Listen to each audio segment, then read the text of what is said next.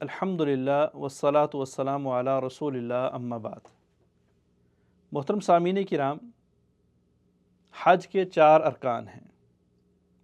ارکان سے مراد کہ آپ حج کی بلڈنگ بنائیں، حج کی عمارت بنائیں تو اس کے 4 ستون بنائیں گے۔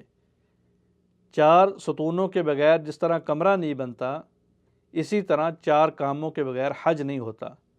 اگر ان 4 کاموں میں سے ایک بھی رکن جان بوجھ کے چھوڑ دیا، انجانے میں نہ ہوا، تو حج نہیں ہوگا، اس حج کا کوئی فائدہ نہیں ہے، وہ حج غیر مکمل ہے۔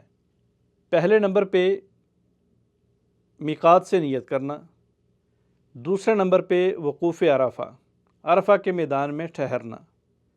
اگر تو صبح سے جایا جائے گا تو پھر مغرب کی نماز تک ٹھہرنا ہوگا۔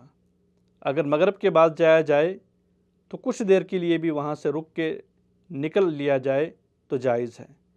المہم حج ادا کرتے وقت عرفہ کے میدان میں ضرور جانا ہے۔ تیسرے نمبر پہ طواف حج کرنا، جس کو طواف افاضہ بھی کہتے ہیں اور اس کو طواف زیارہ بھی کہتے ہیں، جو کہ 10 ذو الحجہ کو کیا جاتا ہے۔ اور چوتھے نمبر پہ 10 ذو الحجہ والے دن سعی کرنا۔